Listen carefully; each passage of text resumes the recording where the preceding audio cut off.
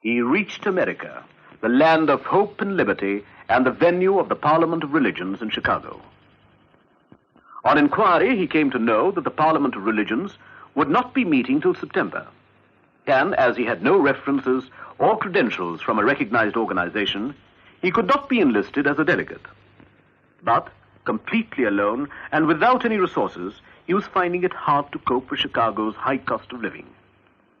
He decided to go to Boston, which was cheaper. In Boston, he stayed as a guest of Miss Kate Sanborn, and it was there that he met Professor John Henry Wright of Harvard University.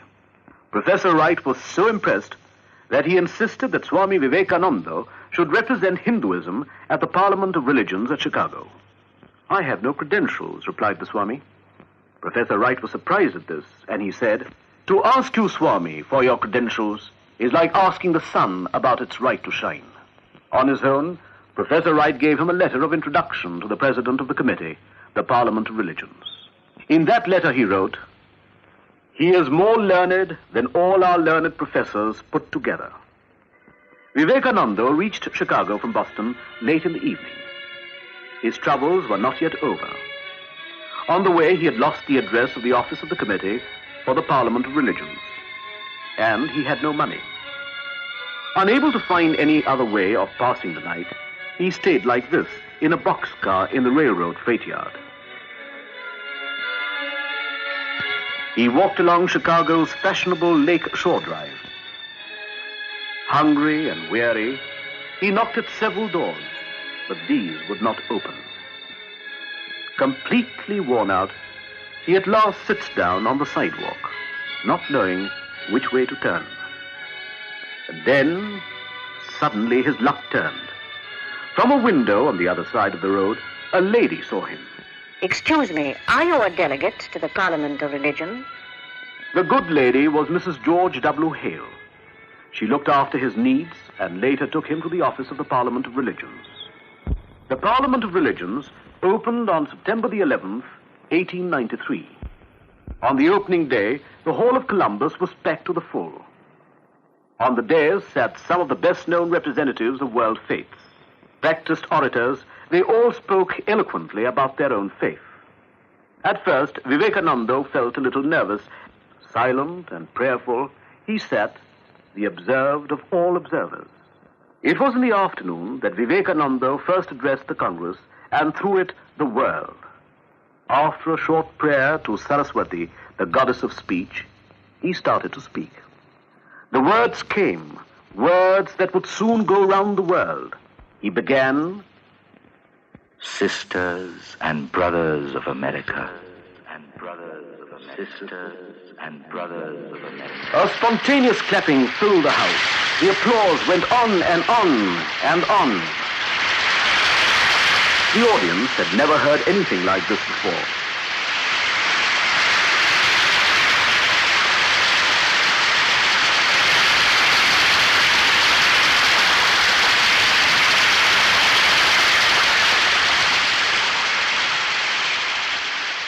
Sisters and brothers of America, I thank you in the name of the most ancient order of monks of the world. I thank you in the name of the mother of all religions. I thank you in the name of millions and millions of Hindu people of all classes and sects. I am proud to belong to a religion which has taught the world both tolerance and universal acceptance. We believe not only in universal toleration, but we accept all religions as true. Here are a few lines which are repeated every day by millions in my country. Ruchinam Vaichitrat Rijukutilana Pathjusham Nrinameko Gamyastvamasi Paisam Arnavaiva. As the different streams reach the sea, the different paths that men take through their different tendencies all lead but to thee. It did not matter what else he said. The audience was at his feet. Vivekananda had come, he had spoken, and he had won. Upon the banner of every religion will soon be written, in spite of resistance, help and not fight, assimilation and not destruction, harmony and not dissension. The Swami had not come to criticize only. His admiration of the new world was frank and unstinted. Hail, Columbia, the motherland of liberty. It has been given to thee to march as the vanguard of civilization with the flag of harmony. His speech had been like a tongue of flame. Everybody else was forgotten by his commanding and spectacular performance. The papers were full of him. They wrote, "He is undoubtedly the greatest figure in the Parliament of Religion. After hearing him, we feel how foolish it is to send missionaries to this learned nation. He was a hit of the season, even if they could not spell his name correctly." A picture of Swami Vivekananda, called the Hindu monk, was displayed on the streets of Chicago. People passing by paid instinctive homage to the presence. Previously, he had nearly succumbed to poverty. Now it was an opposite danger. He was about to be smothered by riches and attention. At night, he could not sleep on the soft bed that had been prepared for him. Rolling on the ground and thinking of his countrymen and their lot, he cried, "O Mother, what do I care for name and fame when my people and my motherland are sunk in the utmost poverty? Show me, O Mother, how best I can help them." To be able to serve the cause of his unfortunate country, he accepted the offer of a lecture bureau. He thought that through the lecture bureau, he could spread his ideas more effectively. He toured extensively. As India's first unofficial ambassador, he placed India and all that was best in her culture before the modern world. But it was not all roses. His sudden success had given rise to jealousies. For a long time, slander and persecution followed him like a black shadow. In the end, it all died a natural death.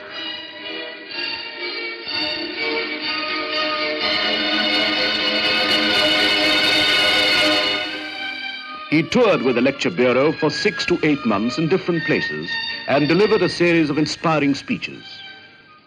While lecturing in a church, he said, "Let me tell you, brethren, if you want to live, if you really want your nation to live, go back to Christ. You are not Christians. No, as a nation you are not. Go back to Christ. Yours is a religion preached in the name of luxury. You cannot serve God and mammon at the same time. Better be ready to live in rags with Christ than to live in palaces without him."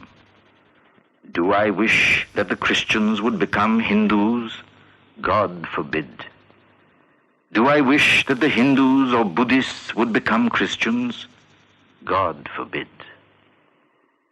The Christian is not to become a Hindu or Buddhist, nor a Hindu or Buddhist to become a Christian, but each must assimilate the spirit of the others and yet preserve his individuality and grow according to his own law of growth.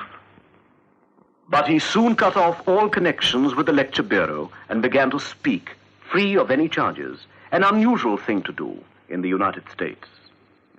Soon he became the friend of eminent men and women like Professor William James of Harvard, great scientists like Nikola Tesla and Lord Kelvin, philosopher Ingersoll, John D. Rockefeller Sr., Leo Landberg, Francis and Betty Leggett, Sister Christine, Mrs. Olibull, with Mr. J.G. Goodwin, who gave his all for the Swami's cause, and Mrs. Ella Wheeler Wilcox, the noted American author, Madame Emma Calvé, the great opera star of the two continents.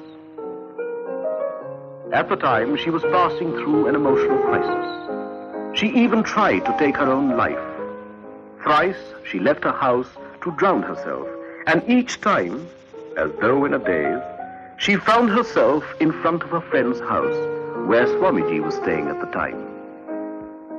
Finally, she ventured into the house and in the veranda.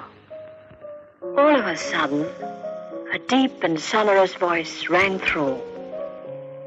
Come, my child. Don't be afraid. I moved towards the study door, when even without lifting his eyes, the Swami told me of my secret problems and anxieties, which I knew were not known even to my closest friends. It seemed miraculous, even supernatural, but his words were of great solace to me. I was overwhelmed, and I knelt down. An inner door seemed to open before me. I was at peace with myself for the first time in so many months. It was during this busy period that he found time to write works like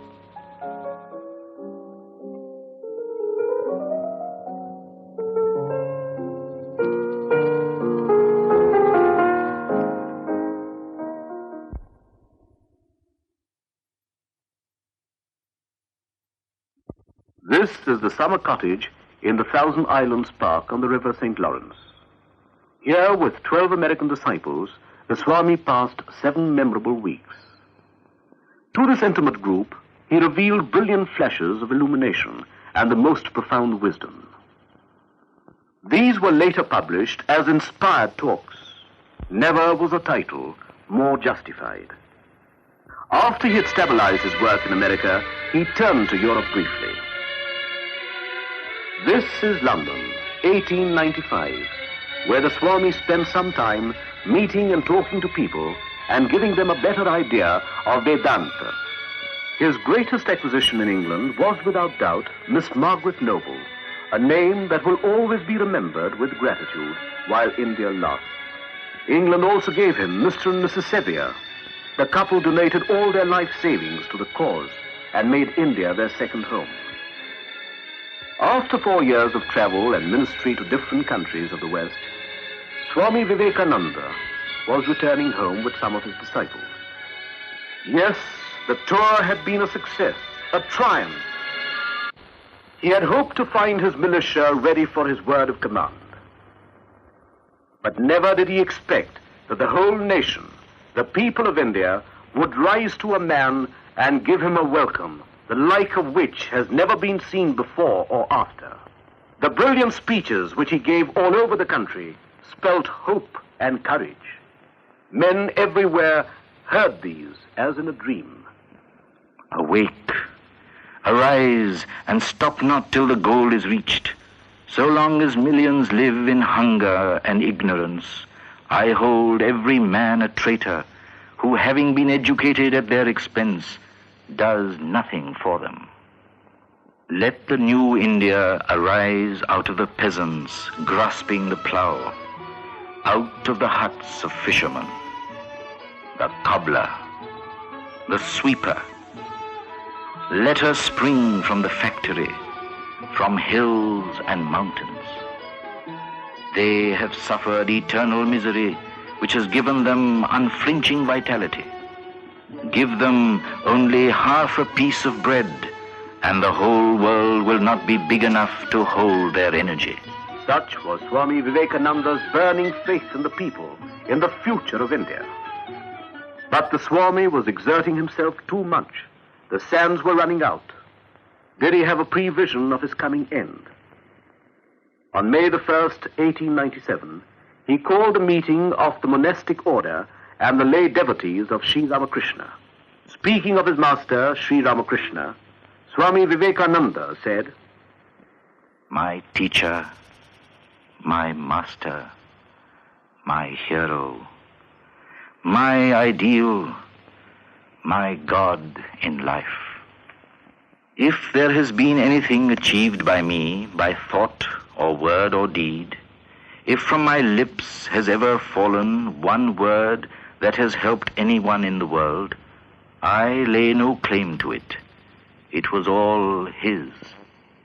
All that has been life-giving, strengthening, pure and holy has been his inspiration, his words, and he himself. Out of his plans and discussions came the Ramakrishna Mission Association, a mighty body of men and ideas. It all led to the Belur Math or monastery. It held, among other things, the following ideas or ideals: to train people so that they could teach others and lead to the material and spiritual welfare of the masses, to promote and encourage the arts and industries, to spread among the people Vedantic and other ideas as exemplified in the life and teachings of Sri Ramakrishna. Vivekananda's vision of utilizing religion for the welfare of the common man was gradually taking shape. The Swami found no inherent conflict between, say, science and religion, or between religion and the practical arts, or between religion and industry. He sent Swami Ramakrishnananda to organize the center in Madras and others elsewhere. In a short time, a number of missions were established all over the country, all doing good, substantial work.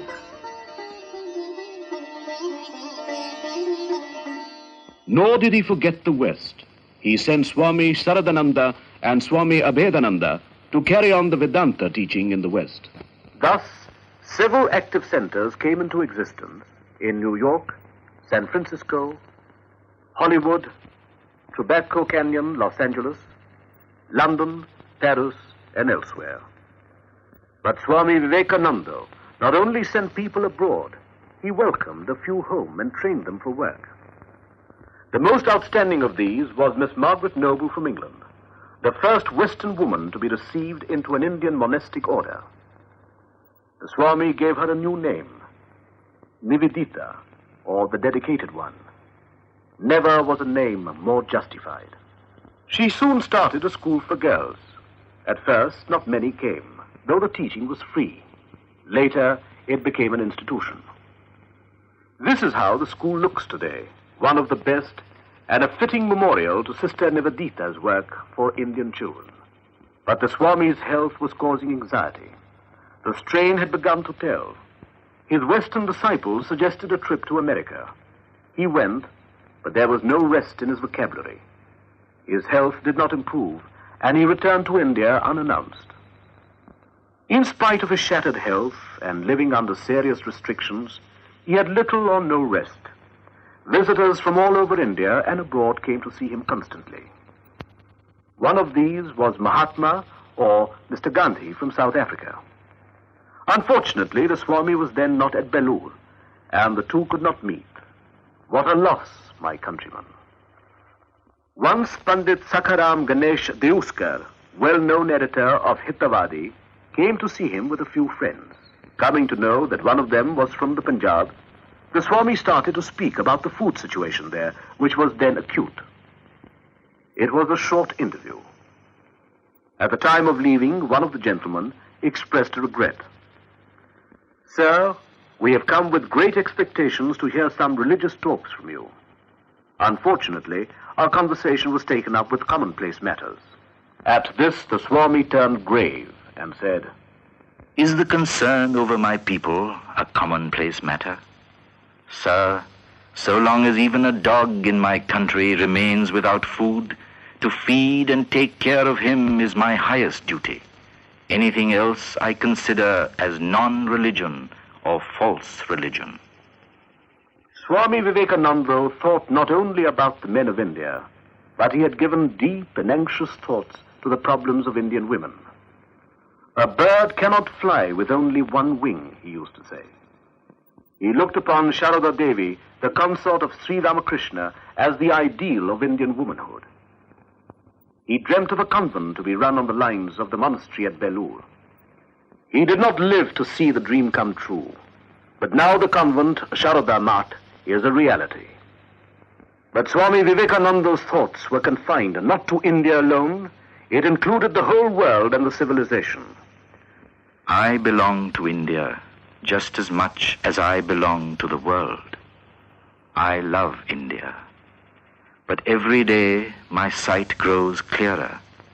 What is India or England or America to us? We are servants of God.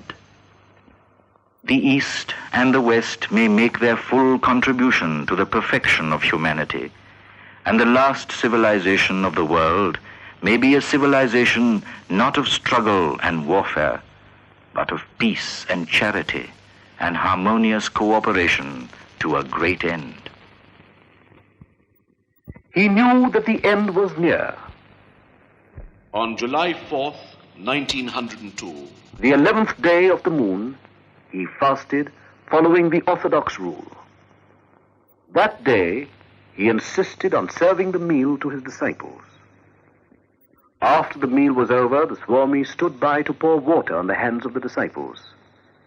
At this, Nivedita protested. It is we who should do these things for you, Swamiji, and not you for us. But Jesus washed the feet of his disciples. It was the last time. The words rose to Nivedita's lips, but remained unuttered. Was this the last time too? At 7 o'clock in the evening, the bell rang for worship in the chapel. But the Swami went into his room, where he spent some time in solitary meditation. Then he went into deep samadhi and cast off the body like a worn-out garment. Swami Vivekananda had passed away, or, as we say, he had given up the body. Gloom and desolation fell upon the monastery.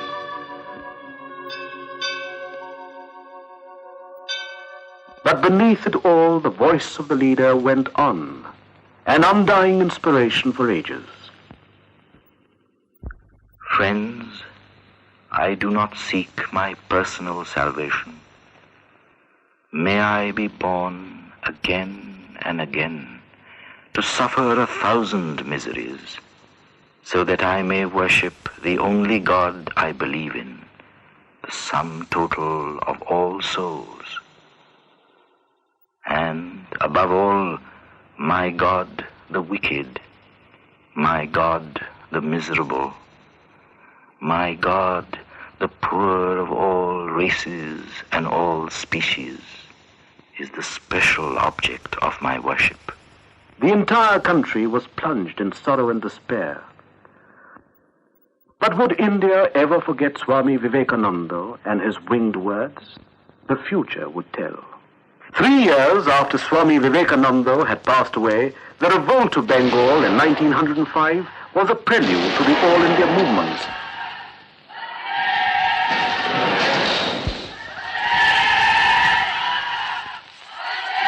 All the while, the life and works of Swami Vivekananda has continued to inspire the people.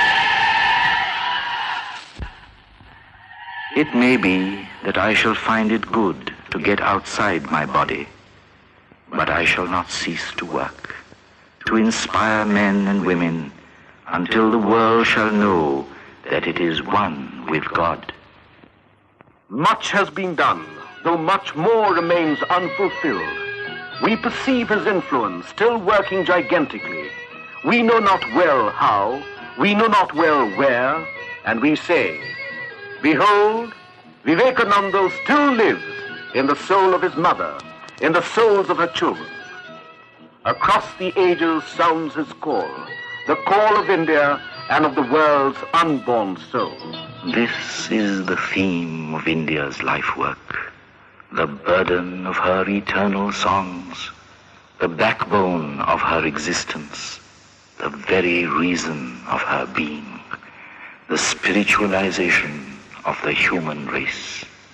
Uttishthat jagrata prapya varan nibodhat kshurasya dhara nishita duratya Durgam pathastat kavayo vadanti